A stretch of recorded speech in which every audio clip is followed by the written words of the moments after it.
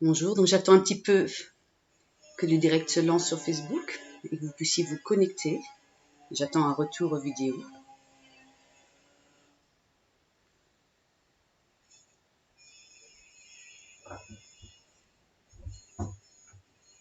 Donc si quelqu'un du groupe pouvait me dire si on me voit bien, si ça passe.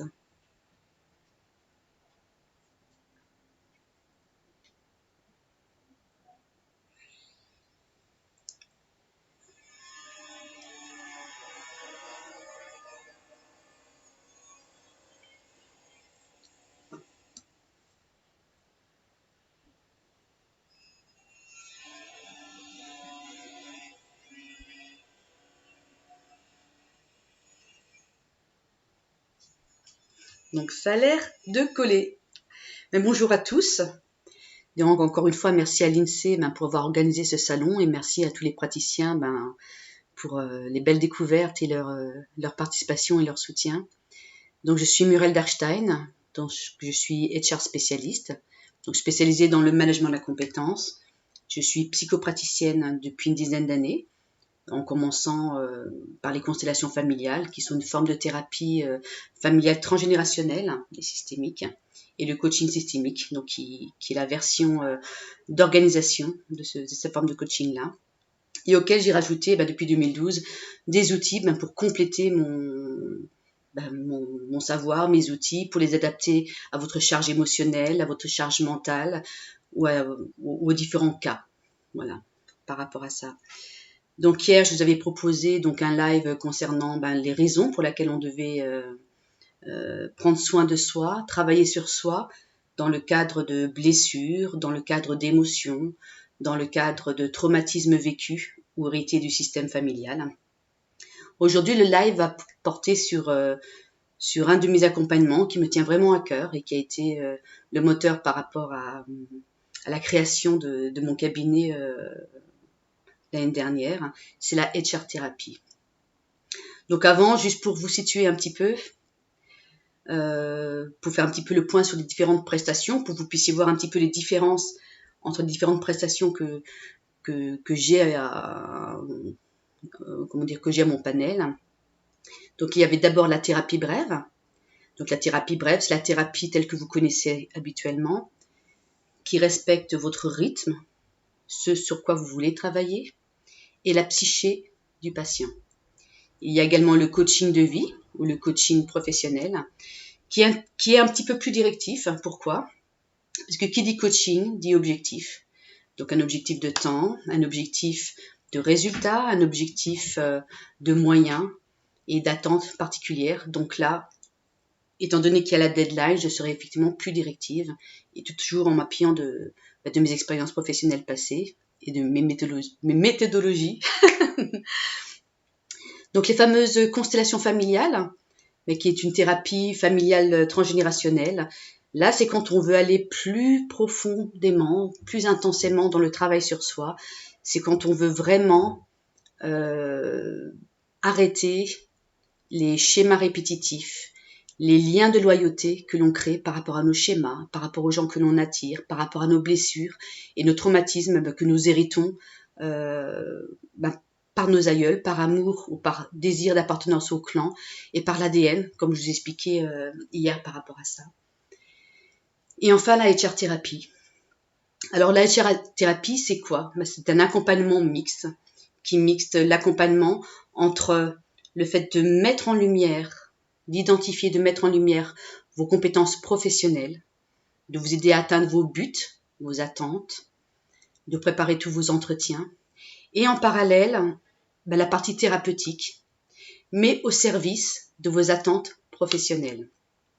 C'est-à-dire que comme on avait un petit peu parlé hier, et ce que j'ai pu observer par rapport à mes expériences professionnelles passées, souvent dans tous les accompagnements, que ce soit des accompagnements de type institutionnel ou privé, on oublie la partie personnelle. Aujourd'hui, qu'est-ce qui fait qu'une telle personne n'arrive pas à apprendre la langue française ? Aujourd'hui, qu'est-ce qui fait que telle personne n'arrive pas à prendre la parole ? Aujourd'hui, qu'est-ce qui fait? Quelles sont les croyances limitantes qui font qu'aujourd'hui la personne ne se sent pas en capacité de gagner sa vie, tout simplement, de vivre de son activité. Et c'est ce dont on va parler un petit peu aujourd'hui. Donc, pour vous remettre un petit peu dans le contexte, donc il y a 10 ans de ça, donc voilà, on n'est plus tout jeune, enfin surtout moi. Donc voilà, on a plusieurs carrières professionnelles qui sont passées du marketing, la formation, le côté IT également, et la côté RH qui à l'époque, ressources humaines, qui à l'époque était intégrée par la fonction commerciale il y a encore 10 ans, et sur laquelle j'ai basculé vers 2010 en fait. Donc dans un premier temps, ce que je faisais, c'est que je faisais des accompagnements de projets emploi-formation, donc soit pour des cabinets privés, nationaux ou internationaux, que ce soit en France ou au Luxembourg, mais avec une périphérie, des contacts salariés sur toute l'Europe. Je faisais également des accompagnements de type institutionnel, comme vous avez pu le connaître via Pôle emploi, par exemple, ou via le ministère de l'immigration français, donc l'OFI. Donc tous ces accompagnements étaient vraiment des accompagnements de qualité. Et j'ai vraiment toujours adoré ce travail-là. Mais, comme je vous parlais de la synchronicité hier, il n'y a jamais de hasard. Lorsque j'avais un collègue qui était psychologue du travail à côté, ce qui était assez rigolo ou singulier, je ne sais pas si on doit en rire forcément, c'est qu'il avait les cas d'accompagnement, on va dire classique, purement intellectuel. Et c'est vers moi qu'on envoyait, ou c'est vers moi que venaient des personnes ayant une problématique bloquante en lien avec leur projet professionnel. Et ces cas-là, ça peut être lié à la confiance de soi, ça peut être lié à une éducation où on incite les gens à être humilités, ou à ne pas se mettre en avant, le fait de ne pas avoir le droit de prendre la parole, ne pas avoir le droit d'exprimer ses émotions, et également d'autres blessures qui peuvent dater de l'enfance ou de notre vie de jeune adulte, où on se disait, tiens, comment ça se fait, où on est humilié, le mot n'est peut-être pas approprié, mais où on est rabaissé par ses parents en disant tu ne feras jamais ça, on ne fera jamais de toi quelqu'un comme toi. Donc c'est toujours un petit peu le complexe du crapaud et du prince. C'est soit les parents projettent en vous le crapaud, et au bout d'un moment, on intègre cette information, on se dit mais oui, je ne suis pas capable de faire plus, je ne suis pas capable de m'en dépasser. Ou au contraire, ça peut réveiller notre petit côté rebelle, et là on se dit non, mais moi je ne suis pas un crapaud, je suis un roi, et je vais vous le prouver. Donc ça dépend de son mécanisme, qu'est-ce que ça va actionner. Et également, voilà, après ça c'est un exemple tout bête, mais à l'inverse, si les parents projettent en vous le roi ou le prince, on se dit ouh là là là là, mais quelle pression, j'ai tellement de pression, c'est que finalement je ne vais pas aller dans le sens de mes parents, parce que j'ai tellement peur de ne pas atteindre leur objectif, l'objectif qu'ils m'ont donné pour moi, mais que je préfère me mettre en retrait, comme ça je ne prends pas de risques, et je ne les déçois pas, et je ne me déçois pas. Et donc là, il y a une notion de valeur. Qu'est-ce que je vaux? Qu'est-ce que je mérite? Quelle est l'estime de moi? Qu'est-ce que j'ai droit, en fait, en termes de légitimité, en termes de... Est-ce que j'ai le droit de prendre ma place? Donc on revient sur les thématiques des constellations familiales. Quelle est ma place? Est-ce que j'ai le droit de prendre ma place? Et si je prends ma place, qu'est-ce qui se passe? Voilà, donc c'est toutes ces interrogations qui fait que pendant ces 10 ans d'expérience en ressources humaines, j'ai commencé à accumuler une espèce de frustration. Donc au début, je suis quand même un petit enfant rebelle, pour ceux qui sont un petit peu fans de développement personnel. Donc il y a une partie de moi où au début, j'ai dit ok, là j'ai un accompagnement avec une personne sur 3 mois, sur 6 mois. Comment je peux aménager les modules pour tricher un petit peu? Est-ce que je peux lui rajouter un rendez-vous dont le but sera de couper les freins, de travailler sur la partie développement personnel?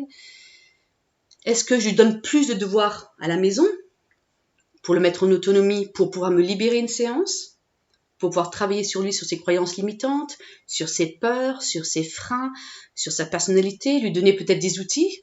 Il m'est déjà arrivé de rajouter un atelier pour l'auto-training de Schulz, C'est des ateliers un petit peu qui permettent d'apaiser, de prendre conscience de son corps, de sensations, et d'apaiser un petit peu la partie émotionnelle pour qu'elle remonte moins vite, pour que les personnes, surtout les personnes timides ou qui n'ont pas l'habitude de parler en société, ne soient pas submergées par l'émotion à cause de l'enjeu de l'entretien d'évaluation ou de l'entretien d'embauche ou de la soutenance commerciale.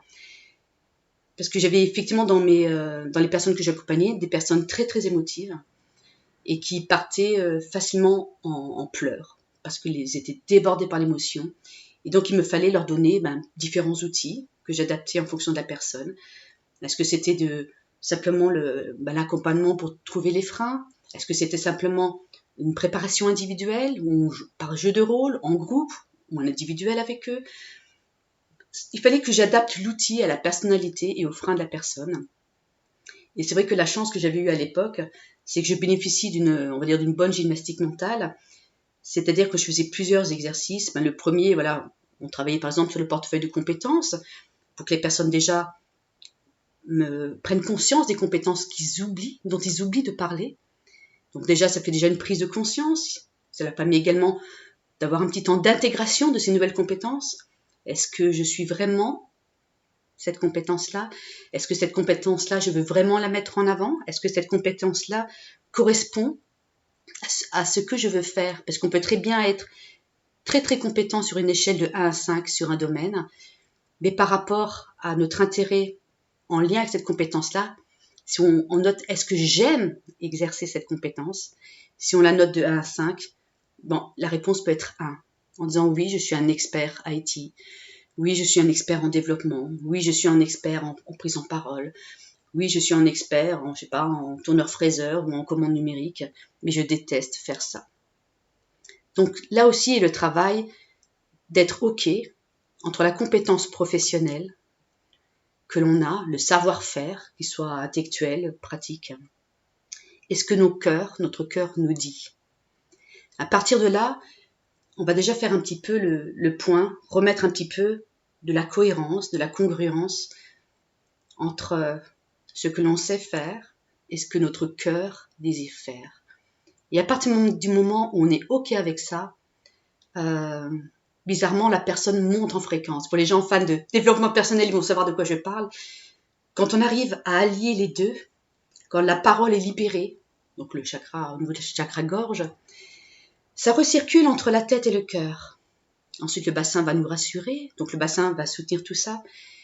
Et là, il va se passer encore un autre phénomène d'intégration, à la fois en termes vibratoires, en termes d'énergie, en termes de motivation. Et vous allez voir que la personne qui, même si elle était envoyée par une institution comme Pôle emploi, le ministère de l'Immigration, même s'ils étaient envoyés de force, parce que zut, j'ai pas trouvé un emploi au bout de 6 mois, je suis à l'accompagnement chez une dame, j'ai pas envie d'y aller. Donc au début, il y a déjà ce frein-là à combattre, à relever, à lever, à effacer. Donc déjà passer de ces freins-là, entre le fait de vouloir travailler dans un domaine qui ne vous plaît pas, un domaine qui est alimentaire, et le fait de transformer ce frein en identification de votre pleine potentialité. C'est de dire, ok, j'ai des compétences, mais oui, aujourd'hui, j'affirme que ce n'est pas celle que je veux mettre en avant, parce qu'aujourd'hui, mon talent est ailleurs, parce qu'aujourd'hui, mon cœur est ailleurs. Donc voilà un petit peu ce qui a été la source de ce nouveau service, de cette nouvelle prestation que j'appelle la HR thérapie. Et en même temps, on en revient toujours au petit enfant rebelle, je veux moi-même faire ce que je veux, moi-même utiliser tous les outils, toutes mes propres compétences pour les mettre au service de la personne. Si moi-même j'ai senti en tant qu'accompagné cette frustration, ou en tant qu'accompagnant cette frustration-là, comment le vivent les personnes qui suivent ces accompagnements, on va dire, stéréotypés, voilà, qui ne changent pas, quel que soit le prestataire. Après, ça dépend bien sûr du talent du consultant, de sa nature, de sa personnalité. Il y a des moments qui sont beaucoup plus sympathiques ou pas. Mais aujourd'hui, je pense qu'il faut vraiment s'accorder le fait de sortir du cadre. Les limites sont souvent données par les autres, mais ce ne correspondent pas à vos limites à vous. Et ça fait toute la différence. Donc voilà, pourquoi ne pas faire un accompagnement multipasse? Faire un vrai accompagnement, être vraiment à côté de la personne, plutôt que de la rentrer dans des cases. Voilà, premier jour, investigation, second jour, préparation du portefeuille de compétences. Ensuite, faire un petit peu un point sur les formations qui nous manquent, sur les formations up-to-date, pour voir un petit peu ce qu'il y a sur le marché, sur lesquelles mon employeur ne m'a pas préparé, parce que demain, un employeur peut très bien faire un plan de sauvegarde à l'emploi dans un cadre de licenciement économique, mais s'il n'a pas, formé ses employés au jour le jour, l'entreprise se tire une balle dans le pied, parce que clairement, si on n'est pas à jour par rapport aux attentes du marché, voire même en avance par rapport aux futures technologies, par rapport à l'innovation, comment veut l'entreprise déjà être en avance ou au même niveau que ses concurrents?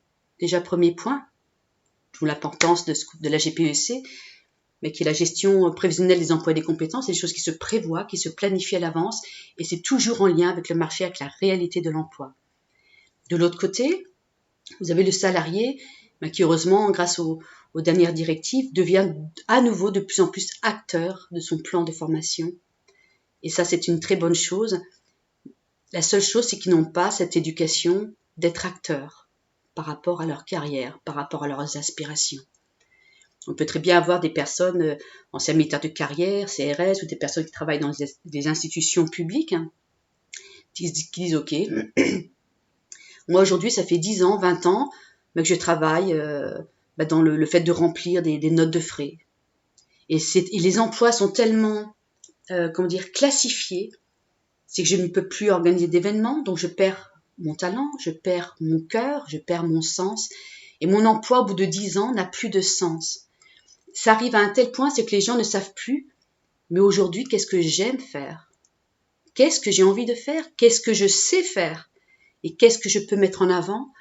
Et j'étais tellement bridée, soit par un système de classification des métiers par rapport aux entreprises, soit par rapport au fait qu'on s'est rangé dans le camp, qu'on a été trop adaptable au système économique, où on s'est dit, finalement, je vais pas chercher plus, je vais pas chercher mieux, je ne vais pas chercher plus grand, je vais oublier mes ambitions pour être le bon soldat pour mon entreprise. Mais si le but organisationnel ou le but d'entreprise pouvait coller à la détection de talent ou au but individuel de la personne elle a un talent, on le découvre, on le cherche, on le met en avant. Et souvent, c'est par mon expérience professionnelle, parce que moi, j'ai toujours été une RH terrain, donc une ressource humaine terrain. Vous ne me verrez jamais dans les bureaux, vous me verrez toujours en entreprise, auprès des salariés. Je visite différents sites, je suis vraiment proche des salariés, proche de la base, proche de la vraie ressource, comme des syndicats. C'est vrai qu'aujourd'hui, même si les syndicats sont souvent vus par les employeurs comme des empêcheurs de tourner en rond, moi j'ai toujours pris les syndicats comme une source d'innovation, comme la parole courageuse des salariés. Et je trouve que pour avoir souvent collaboré avec eux dans des projets de gestion de compétences à grande échelle, pour des mises en place de GPSC, de structures de plus de 300 personnes, à partir du moment où ils sont entendus, où on arrive à avoir un but commun, où on arrive à fédérer, et que ce que l'on dit a du sens, collaborer avec ces personnes-là a été toujours, et sans aucune exception, plus que productif et innovant. Et j'ai vraiment adoré cette expérience-là. Et c'est vrai qu'il faut vraiment tenir compte de tous les acteurs liés à l'emploi. Et donc, pour en revenir à ça, c'est vrai que ma vision professionnelle, ma vision managériale, est de ne pas dissocier la compétence professionnelle de la compétence humaine avec un grand H. Donc l'humain avec ses forces, ses faiblesses, ses fragilités. Des fragilités qui ne sont pas des points faibles pour moi, qui sont un point de richesse. Puisque cette fragilité, cette personne va bien entendu mettre en place des mécanismes de défense qui tantôt le protègent de cette fragilité, tantôt l'aident à se dépasser. Et moi, c'est là-dessus, c'est sur ce levier-là que j'ai vraiment envie d'appuyer. J'ai envie d'être un petit peu le booster de la personne, la personne, quand elle vient chez moi en rendez-vous, donc il y a toujours, comme chez tout thérapeute ou consultant en ressources humaines, si la personne me parle de son histoire professionnelle, humaine, ce sont des rendez-vous, les premiers, qui durent très longtemps. Déjà en thérapie, c'est un rendez-vous qui peut facilement durer 1h30 pour le premier rendez-vous, selon l'âge de la personne, son vécu, et surtout parce que je suis toujours une personne qui recherche la racine. J'aime comprendre, donc j'investigue. Et pareil sur le plan professionnel. Donc des fois, les 2 premières séances sont très riches en prise d'informations pour que je puisse vraiment poser tout sur la table. Donc, au fur et à mesure de nos échanges, vous venez avec voici ce que je pense que je suis. Et on échange. Des fois, je vous demande une reformulation, parce que c'est vrai que moi, j'ai une communication, il y a un lexique très riche. J'ai une nuance lexicale et émotionnelle très riche. Donc, si vous me dites, voilà, vous utilisez un terme générique, oui, je vais vous poser la question, mais quand tu me parles de cette notion-là, est-ce que c'est celle-là, pour que je puisse adapter mon nuancier, ma grille de lecture, émotionnelle, corporelle, intellectuelle, par rapport à votre grille de lecture, qu'on soit sûr d'être sur le même langage, le langage de communication. Moi, je sais que je suis une visuelle, je suis aussi une auditive. On va dire que je suis presque clairsentience, parce que c'est vrai que j'utilise tout mon corps, tous mes sens pour vous ressentir, vous toucher, rentrer en communication avec vous. Donc au début, vous venez avec ce que vous pensez être, ou ce que vous projetez être. Et par un effet du miroir, d'échange, d'enrichissement, on nuance, on enrichit, on étoffe. Et c'est vrai qu'avec les yeux bienveillants du consultant ou du thérapeute, ou simplement de moi, Muriel, Darstein, humaine, comme vous, je vais vous renvoyer la projection de tel que je vous vois. Et c'est vrai que une de mes qualités, c'est que je vois toujours la personne dans sa pleine potentialité. Je vois toujours le meilleur qui attend vous. Ça ne veut pas dire que je ne vois pas le mauvais, simplement que le mauvais, j'aime pas ce mot-là, ça veut dire qu'il y a des gens bons et des gens mauvais, mais ça veut dire que ce que vous êtes, avec vos parties d'ombre, c'est ok pour moi. Il n'y a pas de jugement, il n'y a pas de cette personne c'est une mauvaise, ou cette personne elle a fait ça, c'est pas bien. Je vous accueille vraiment tel que vous êtes. C'est ok pour moi.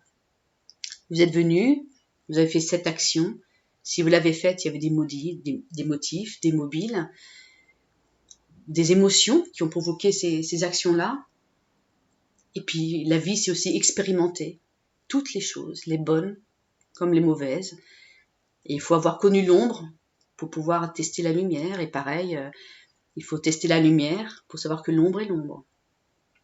Donc ça, c'est vrai que c'est quelque chose de très passionnant, cette richesse-là. Et voilà. Donc là, je m'égare un petit peu, parce que là, je peux vous tenir facilement 3 jours, si je continue à partir sur cette notion-là, sur le côté éthique ou le côté de ma vision spirituelle par rapport à la personne que je rencontre.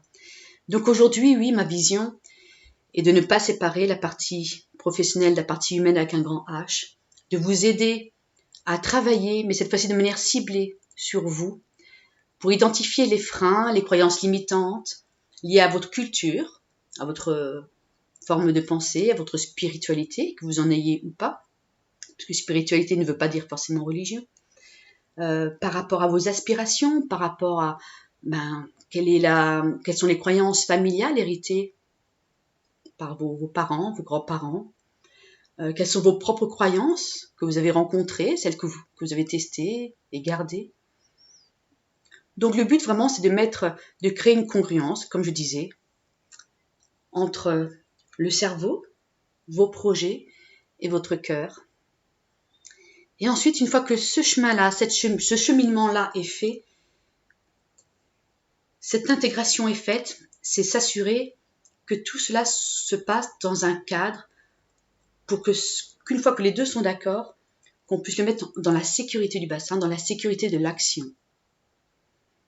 Et là, quand on a fait ça, je peux vous dire que autant les premières phases peuvent être longues, parce qu'il y a toujours un côté d'intégration vibratoire psycho-énergétique, Autant une fois que la congruence est faite, qu'elle était sécurisée dans le bassin, que c'est ressenti dans vos tripes, que toutes les parties de vous sont d'accord.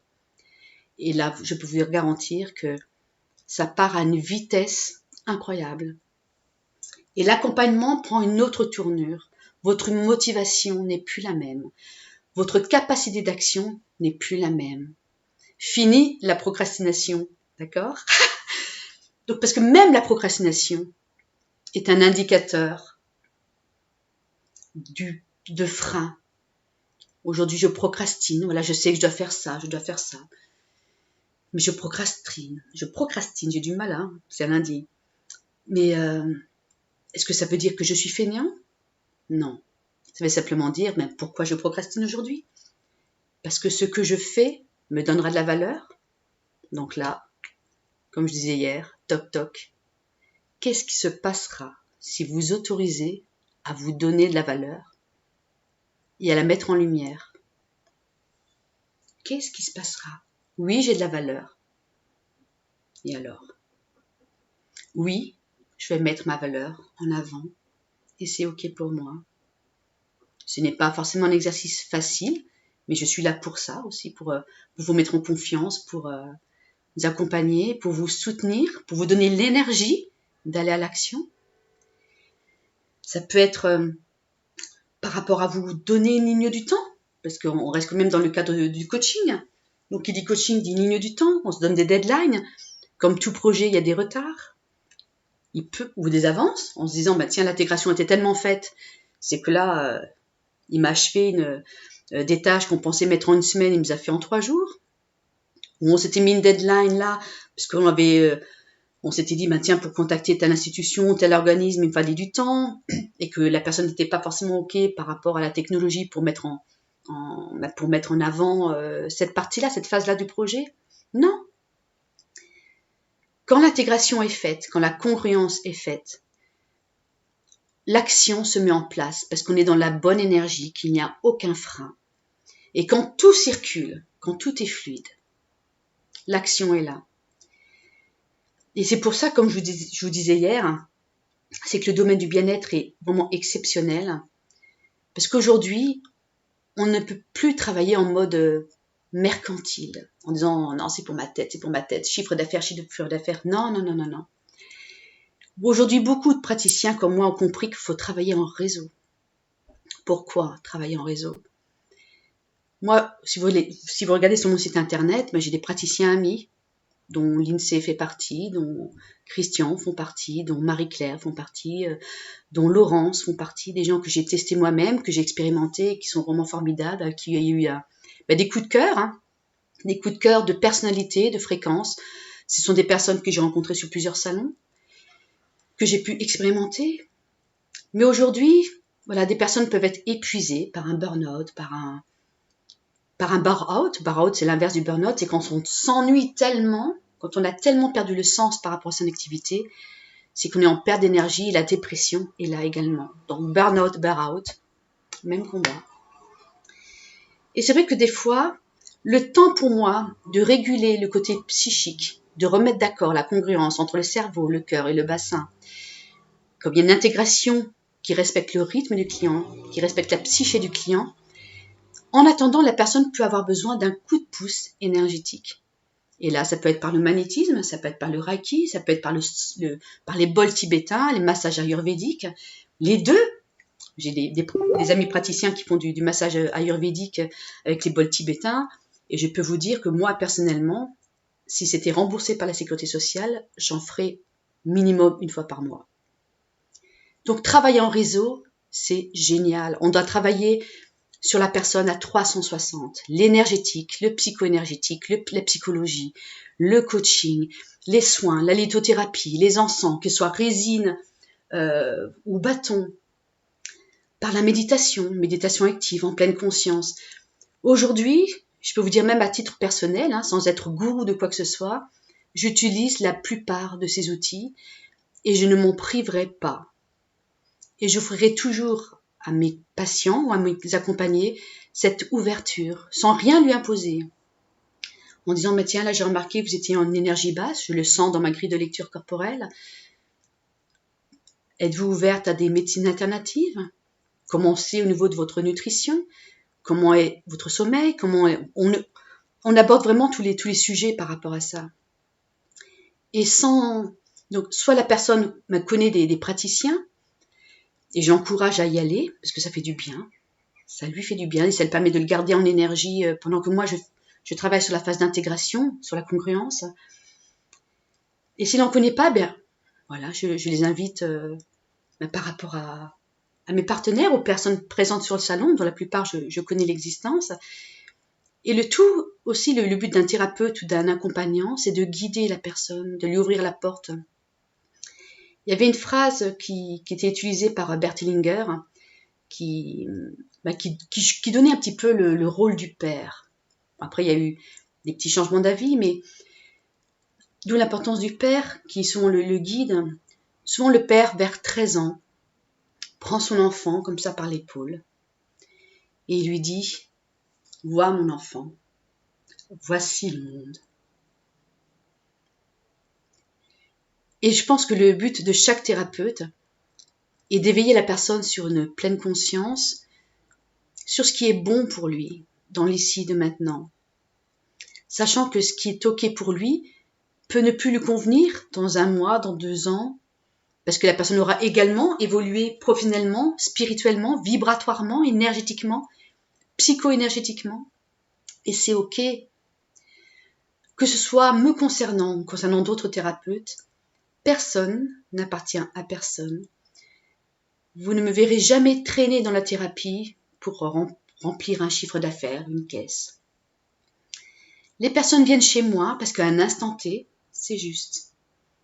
Quand le travail est fait, la porte s'ouvre vers un autre monde et c'est à ce moment-là qu'ils rencontrent d'autres personnes avec un travail qu'ils feront avec ces personnes-là, puis une autre, puis une autre. Et ce sera OK. Certaines expériences seront OK, d'autres non OK. Et c'est bien comme ça. Et que ça devait se passer comme ça. Et puis, plus tard, ils reviennent parce qu'ils sont de nouveau dans une boucle d'évolution. Et là, ils me disent « Ok, voilà où j'en suis aujourd'hui. Je travaillais sur ça, sur ça, sur ça. Mais aujourd'hui, je bloque sur autre chose et je n'arrive pas à mettre le mot dessus, je n'arrive pas à mettre l'émotion dessus, je n'arrive pas à mettre l'énergie dessus, je n'arrive pas à mettre du sens dessus. » Et là, hop, on recommence cette phase de congruence, de corrélation, cœur, tête, bassin. Et on avance et toujours en utilisant tous les outils que j'ai à ma disposition. Si j'en ai 7, c'est pas par hasard. Vous vous doutez bien que si une personne vient pleine, chargée d'émotions, ne sera pas traitée par la personne qui va mentaliser ces émotions-là, qui va se transformer en idées ressassantes. Ce sera pas le même outil. De la même façon, une personne qui a vécu un choc émotionnel très fort ou un mécanisme de défense qui fait que dès qu'on veut toucher au traumatisme grand T, il se met en dissociation, tous les thérapeutes ne sont pas capables de gérer la dissociation. Moi, c'est un phénomène que je connais bien, pour l'avoir vécu moi-même, ça en faisait partie et ça en fait encore partie de mes mécanismes de défense de temps en temps, mais que j'identifie, donc je peux m'autoréguler. Mais effectivement, si la personne dissocie, ça ne sera pas cet outil-là. Ça ne sera pas cet outil-là. J'utiliserai un autre outil, ou voire 2 autres outils, qui permettront de contourner le mécanisme de défense mis en place par la personne et de voir ce que le subconscient nous dit. De laisser parler la part de soi qui fait enflammer tous les pompiers qui sont sur le quai. Et après de mettre en place les outils préventifs pour que la part de soi ne vienne plus enflammer le pompier, parce que le pompier est quand même là pour nous sauver à la base. Donc voilà, il y a pas mal d'outils aujourd'hui très riches. Et pareil, je veux être libre d'utiliser l'outil adéquat. Je n'appartiens à aucun outil. Certains outils sont moins utilisés dans certains cas, ou mis en sommeil dans certains cas. Et le tout, c'est de trouver le bon outil, le bon coaching, le bon accompagnement. Un coaching à un instant T, avec l'outil à un instant T, sera obsolète dans 5 mois par rapport à cette personne-là et sa problématique et son degré d'avancement, tout simplement. Je surveille l'heure. Ouh là là, je crois que j'ai dépassé l'heure. Donc voilà un petit peu. De toute manière, je vous retrouverai dans l'album lié à l'événement. Je vous ai mis quelques petits flyers qui reprennent un petit peu les différentes prestations avec un descriptif ainsi que les tarifs. Et n'hésitez pas à aller sur mon site internet. Pardon pour ce dépassement, je l'avais prévenu. Je pensais pas durer aussi longtemps et laisser un petit temps pour des questions-réponses. Je vous dis à très très vite et surtout prenez soin de vous. Et puis je vous embrasse. Passez un bon week-end. Au revoir.